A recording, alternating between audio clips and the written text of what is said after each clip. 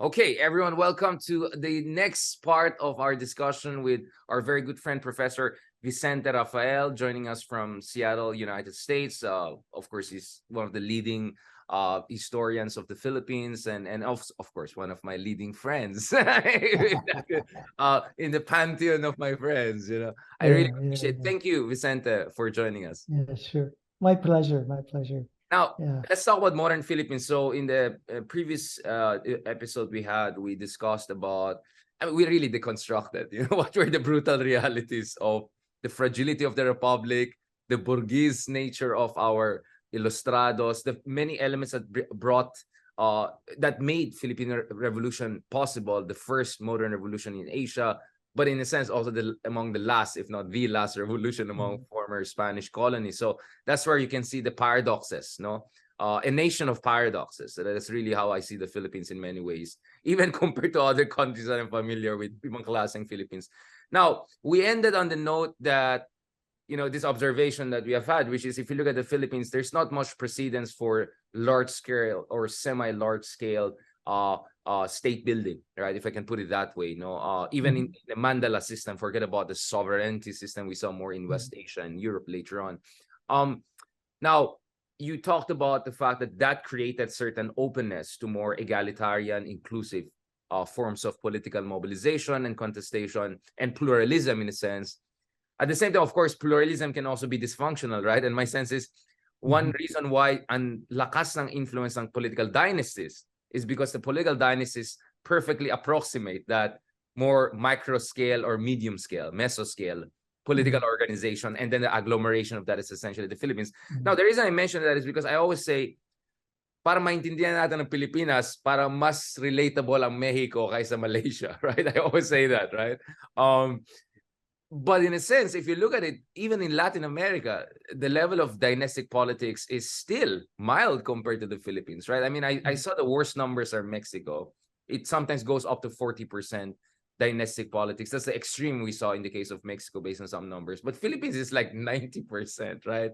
It's not even close. 9 times worse than Argentina, which is not necessarily your most with all the Kirchner and the Peronismo and all of that. So my sense is that absence of a large-scale state building in the pre-Hispanic era and the inability or unwillingness of both colonial powers to break that by creating a kind, I don't know, national civil service, whatever, may explain why the Philippines is exceptionally dynastic in its politics. No, I don't know. I mean, this is one way of me speculating. Bakit parang exceptionally bad yung dynastic politics? But you're right.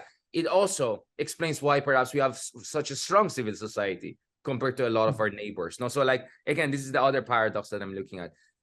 What is your say on this before we go into three critical junctures? No, so I want to talk about Manuel Quezon, Marcos, obviously, and EDSA. How much revolutionary was really EDSA, right? Because a while ago we discussed how much of a revolution was the Philippine Revolution. Now the question is how much of a revolution was EDSA revolution. But before that, a little bit about these grand questions about the dearth of grand state building and the long implications for Philippines.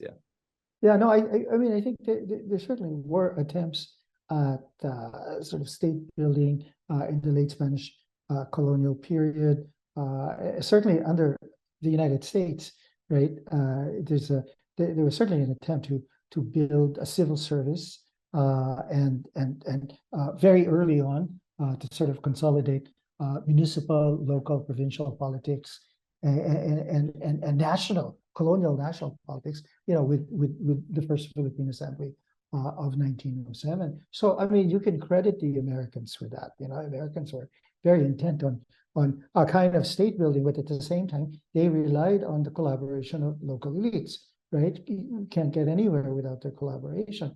And this was done through all sorts of economic and social incentives. So the attempt at state, and you could add this to your paradox, state building required consolidating local politics, and with that, dynasties, right, oligarchies, and so forth. Yun ang nangyayari na you can't have state formation without also consolidating local dynasties. So there's always been this tension Yun right? nga, If you it's the will, hijacking of that, kasi Seidel also bossism argument, no? I mean, one of the Mhm. interesting things he said, which I also thought of myself separately without even before even reading him, was that yeah, one of the problems that the democracy that the Americans introduced, and this is where I'm quite influenced by Fukuyama, sequencing matters, right? When you introduce elections at a supposedly premature level, meaning where the political economy is so concentrated among few people who automatically will also qualify as the voters early on because property-based yung elections earlier, diba? So parang right, election game that was introduced was bound to be hijacked, right? Because of the right, existing exactly. Fidel. Yeah. So that was for at least Seidel would argue that's the basis of bossism. For me, that's the basis of why we had dynastic politics and all of these things, however you want to put it, right? So the Right. sequencing was Right. also the issue because the reality is, look at South Korea. Democracy was introduced when their per capita incomes were already $4,000-$5,000 above, which is even richer than today's Philippines, right? This is Right. Right. Right. 1980s already. In the Philippines, it Right. was introduced at the per capita of what, $200, right? I mean, Right. so I'm not against introduction of election. I'm just saying there's a price to pay when you introduce Yeah. this supposedly divine system in a very compromised context, no? And that's why Right. you create these long-term institutional patterns, path Right. dependent. Yeah, exactly. How much does it cost to run in elections these days? For example, if you were to run Barangay, as 100 million pesos minimum. kaya nga eh, Barangay, kaya nga barangay eh. lang, barangay. Yeah, yeah. And then for Congress, I mean, it's mind-boggling, Billion, right? billion.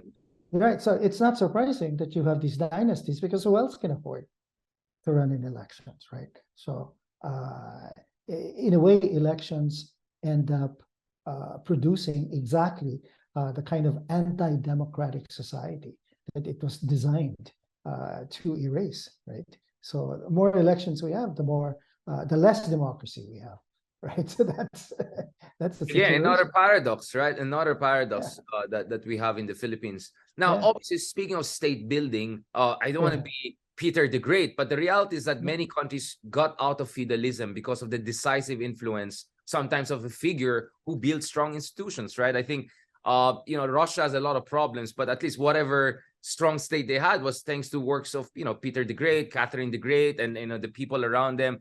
So you have to have drifts, no, the moments that you get out of certain cycles and patterns. And so I'm not justifying strongmen, but for me, I have an idea of developmental authoritarianism, right? The idea that, let's just be brutally honest about it, a lot of our neighbors got out of feudalism because we were all feudalistic. Even Japan was feudalistic up until the Meiji Restoration. But it was really the decisive measures. I mean, there are gradations of authoritarianism, but a certain degree of supremo politics was almost inevitable in the process of modernization and puncturing of feudalistic politics and political economy, right? But the thing is that when you think about Asia, whether it's East Asia or Southeast Asia or South Asia, right, that kind of developmental authoritarianism was actually, provided and worked precisely because of the U.S. empire, right? U.S. imperialism was in some ways key to the making of developmental authoritarianism. I mean, where did Japan get its developmental capital?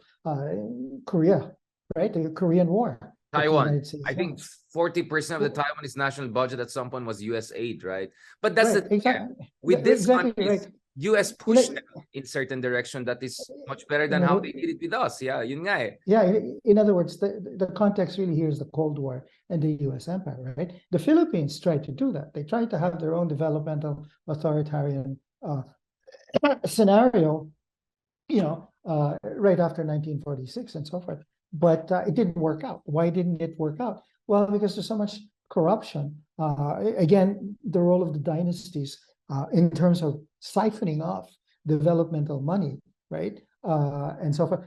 This is a history that has yet to be written, right? I myself am not as familiar, but my sense is that given the kind of corruption you had, given the sort of the absence of a kind of technocratic imagination, that you had, for example, in East Asia, given the fact that then you had someone like Marcos come in at a crucial moment, right? Who went about, stealing a lot of money. Unlike, for example, Park Chung-hee in Korea, who actually, I mean, despite the fact that he was a very dictatorial guy, actually had the Korean corporations poured in the money here, with his cronies and so, and actually developed Korea. And of course, Korea profited a great deal from the war in Vietnam. So it was a combination of these different things that allowed developmental authoritarianism to take off in these countries, but failed in the Philippines. That's the thing, like Vicente, like they got developmental state, got crony capitalism, right? Like in both cases, you had a strong man with a vision of national development, very different outcomes. No, but all of us were under U.S. empire, but the manifestation of the empire was differential, right? In Taiwan, they were forcing Chiang Kai-shek to push for land reform and stop some of the nonsense he did back in the mainland, right?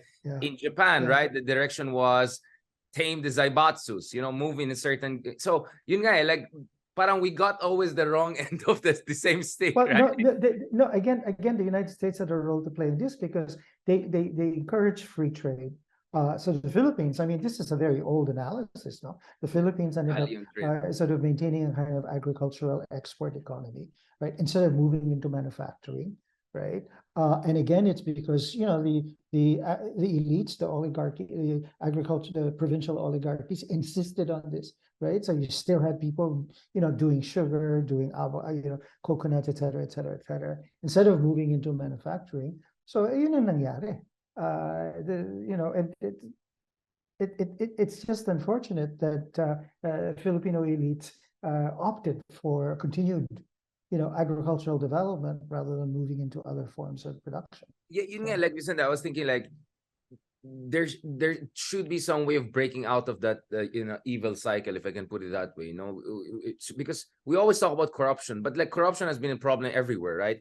China had corruption, Vietnam, but in the Philippines, in a certain way, there's a corruption without state building. Right. In other countries, there is a corruption that sometimes even fuels state building. I mean, correct. Like right. What's going on here? I mean, this is almost the realm of anthropology if you want to go that. But I don't want to orientalize Filipinos as being exceptionally problematic, right? And for me, this is where contingency comes in. Like the question I want to ask you is this: had Manuel Quezon had more time, or if Marcos got a few other things more correct than others, do you think they could have kind of turned the tide of disciplining because that's what made Park Chung-hee successful, right? He bullied the Samsung families and all of these people to be the Samsungs of today, because 50, 60 years ago, they were not too different from Filipino conglomerates, right? Making low-end manufacturing, landowner families. They were essentially bullied by Park Chung-hee. Like, kung hindi nyo gagawin yan, like LG, right? LG didn't want to make any television and all. They were given a deadline by Park Chung-hee. If you don't do that, I'm going to take away all your properties, give it to someone else. So for me, even in the case of Korea and all, it was not a given that they will build the kind of massive, successful chaebols that they have today. There was the role of the authoritarian developmental leader, right? And Manuel Quezon or Marcos could have played that role if they were, I don't know, under certain circumstances. No, again, I have to insist on the fact that someone like Park Chung-hee could only succeed in bullying the Zaibatsus because he had the United States as his backup, right? And because he could always point to the North Korea as the ongoing threat, right? This is what we have to do if we're going to resist, being taken over by the communists. And the United States, exactly, and the United States is always there, who had his back, right? In the case of Quezon, he might have, I don't know, but the thing is that he had the war. The war broke out, Japan invaded, and then he died in 1944. I mean, what are you going to do? So he whether or not he could have done it, we don't know. In the case of Marcos, what happened, of course, was that Marcos, as what's her name? Teresa Tadem. Yes, Teresa Tadem wrote this fantastic book on the technocrats under Marcos. And, I mean, her book shows the fact that there was this really awful tension, this very, huge conflict between the technocrats and the cronies. The Sikats, right? And the dandies. Exactly. If the technocrats had won that fight, it would have been very different. There would have been somebody who would have put a hold on Marcos and said, hey, enough of this stealing. Let's take development seriously. But the cronies won out, right? And the cronies said, no.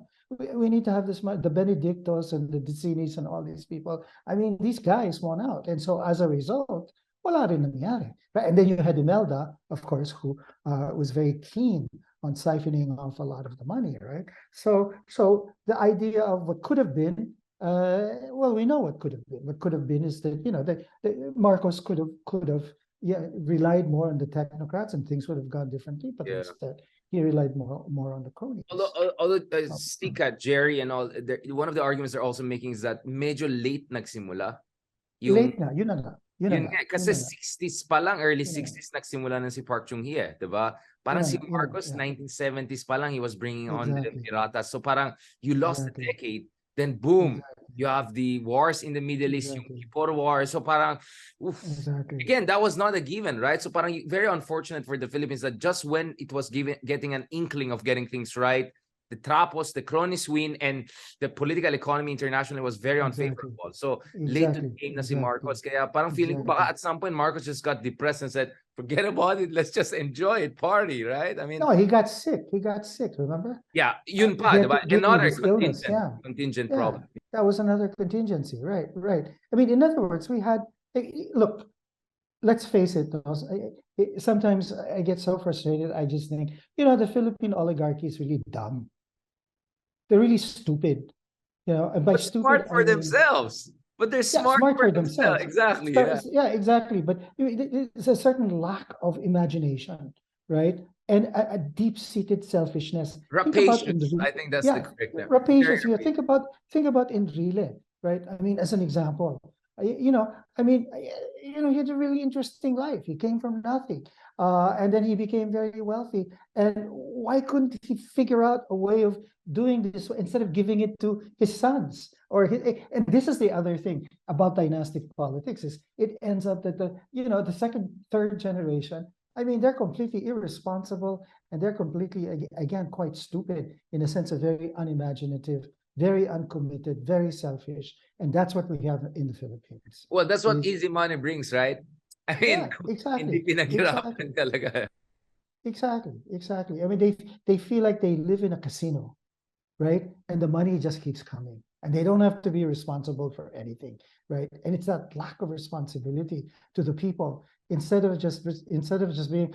You look at what's going on in Congress right now. The whole GMA, Romualdez bullshit. I mean, what is that about? I mean, why do you want more power? Why can't you just say, hey, there are a lot of poor people in this country. Let's do something. Let's just help them. Yeah, let's just do something instead, what do? You appoint Larry Gadon, right? I mean, how low can you go by appointing someone like Larry? You need loyalty awards. You have to have a loyalty award system. You know what I'm saying? Exactly. Yeah. So it's all about patronage. It's all about kissing ass. And nothing's gonna happen as a result, unfortunately. But, Vicente, love the Philippines. All right, pag-usapan natin yung love the Philippines logo shortly. Now, let's go to the final part of our discussion. But I think this is quite long in itself. No, but I know you have to go. But let's talk about the EDSA revolution because we keep on hearing unfinished revolution na parang feeling ko minsan it's just an excuse for the unfinished revolution. Meron pa yan tayo natin, like sometimes I'm getting sick and tired of this unfinished revolution meta narrative. Maybe we're not really doing proper revolution. It's not unfinished. It's just like, how should I put it? It's the class A version lang yung ginagawa natin. Ersatz, no? I mean, ersatz revolution. I don't know how you want to put it, right? What is your take? Because you also wrote a piece about how much of the term I think you use and some people was civilian back coup. That's essentially what it was, right? But there was still a promise for some cultural transformation, right? So, yan na naman tayo. Kasi yung revolution natin nung 1890s was the first in Asia. Ito na naman, first people power, at least in Asia, if not the world. And then again, like parating ganon, yung una nandun, tapos huli sa dulo, di ba? Like, is this like a national culture thing, right? There's a pattern here. There's a pattern here. Early bloomer and then last to graduate. I mean, it's just weird. I mean, it's just it's comical almost, tragicomic. Richard, I was just in Mexico for a couple of weeks, and that term, our cousins. Yung unfinished revolution, It's in Mexico also, right? Mexicans From talk about 1820, yeah, exactly, yeah, exactly. exactly. It's not just the Philippines that talks about the unfinished revolution. There are many places that talk about the revolutions as So we're unfinished. not even And original. yeah, But that's the yeah, thing, we're no, not even original. exactly, exactly. And I think that's in the nature of revolutions. Revolutions, by their very nature, are never done. You know, they're always open-ended. Precisely, they're always contingent, and they're always liable to erupt at a moment's notice. So it's not surprising that people talk about unfinished revolution in the Philippines. Now, with regard to EDSA, you know, as far as the interesting thing about EDSA is that people have all kinds of memories about EDSA. But it there's very little actual scholarly work done on EDSA, right? I mean, most of it is memoirs, most of it is people remembering things, but what actually happened, Bakit, how Vicente? it Why do you unfolded, think so? I think it's too recent. Well, not really too recent, but it's people haven't really gotten down to really do serious research on that period. For example, I'm very curious to find out what happened between 1986 and 1987, 88. I think those are the key turning points The because coup and all of that, yeah, yeah. there was the coup and then Cory and so and then the Constitution, right? I think You're right. the writing How of was it framed?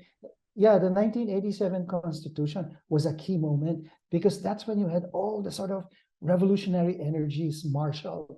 I mean, when you see who was in that constitutional convention, I mean, you know, Lino Broca and all of these people, right? The And pre-termidor, the pre-termidor. exactly, exactly. And you can see them on in the 1987 Constitution. The promise of EDSA is very clear, right? The rights of people, you know, the protection against foreign ownership. And then, I mean, it's a very progressive constitution. And of course, it's been, you know, sort of it hasn't been respected Yeah. in many ways. You know, a lot of its promise was thrown away. But you can see that there was a real progressive radical moment, right? You know, Cory letting go of all the political prisoners and so forth and so on. You know, attempts to sort of negotiate a deal with the Communist Party and so on. And then it was really when the coup attempt started that all of a sudden things shifted and things and that's when you had the real restoration, right? Because some people say, oh, EDSA was just restoration, right? It was just the elites coming back, you know, to reclaim their power from Marcos. But I think it's a little bit more complicated because I think the restoration didn't really come until the coup attempt started to happen.